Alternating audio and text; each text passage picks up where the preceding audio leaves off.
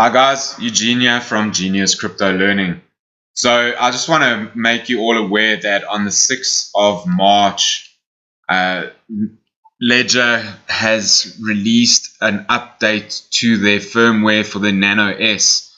So please, if you're not aware of this, please go and update your software because you could be at risk. And besides, a lot more security improvements, etc., etc. So it is handy. But I'm just going to go through what the new firmware entails, and then you guys need to please go and load your new firmware. So Nano go on to say, we're thrilled to announce the release of the Ledger Nano S firmware 1.4, available as version 1.4.1, which brings several functional changes, new user experience features, as well as a few important security improvements. One new update that we're really excited about with the firmware 1.4, you'll be able to install more applications on your Ledger Nano S. We highly recommend all our users to go and update. So click on the link, you'll be able to find all the steps on how to update your Nano S. So important note, basically Ledger want to go on record here to say that there's been claims on Reddit and Twitter about a critical security issue being found on the Nano S. This is incorrect, they say. The issue was found to be serious though, okay, so they are admitting that it was a serious issue, but that's why they highly recommend this update, okay, but it wasn't a critical issue. Okay, funds have not been at risk, and there was no demonstration of any real-life attack on their devices. They will disclose all technical details after March the 20th. So I think, yeah, they're trying to actually give people time to go and update their Nano S to the new firmware before they actually disclose what could be potentially have been a serious issue but not a critical issue. Okay, so the new features to significantly improve user experience. A number of apps which can be loaded onto the Nano S at the same time can now be raised to up to 18 depending on the cryptocurrency. So please go read the FAQ and you will see which cryptocurrencies and how many of them you can then install on your Nano. Thanks for some refactoring on the Bolos app management. As a reminder, deleting an app. So they're saying, just as a reminder, deleting an app does not impact your cryptocurrency holding. When the app is reinstalled, the original balance is retrieved. They've also added a screen lock management, has now slightly been modified. Okay, so a long press of 3 seconds on both buttons of your Nano S when it is in use, whether that is in the dashboard or while you're using your apps, will enable you to lock the screen. To ensure that users are backed up correctly, now the 24-word, yes, all of them must now be confirmed during onboarding. Okay, several other optimizations have been implemented in order to improve user experience and all. For instance, the device is now faster using some cache optimizations. Okay, so they go on to say that while we keep improving security, Bolos Ledger OS has evolved.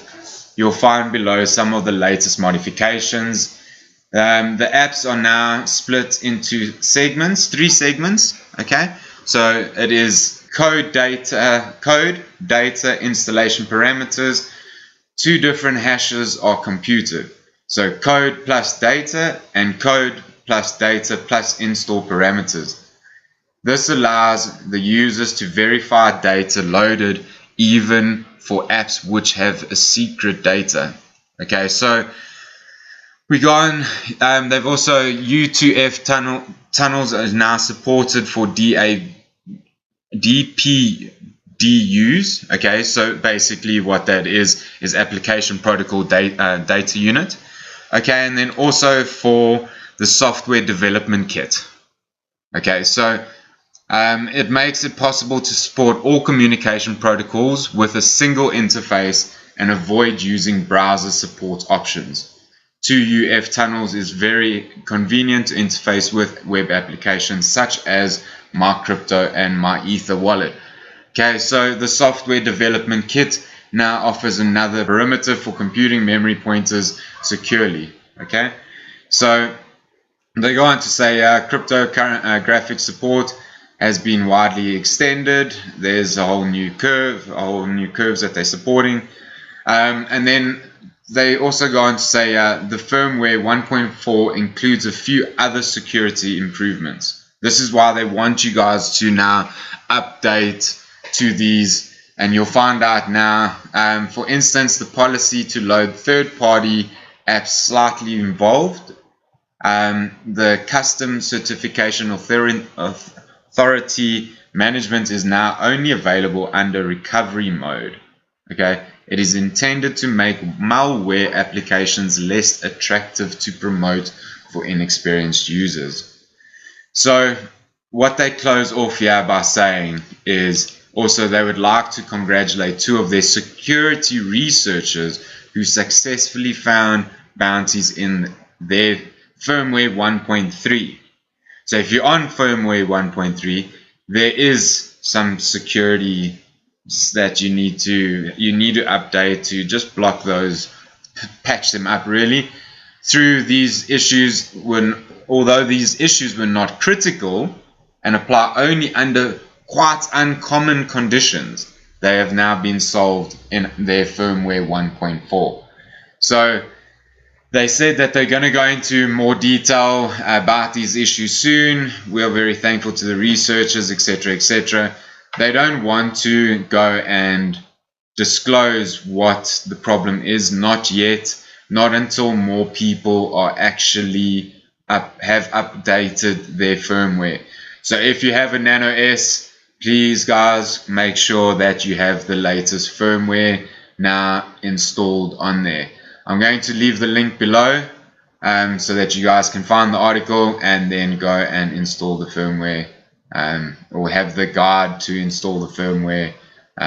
So I might just put the guide up there for you guys. Anyway guys, have a great day. I'll speak to you guys later. Cheers.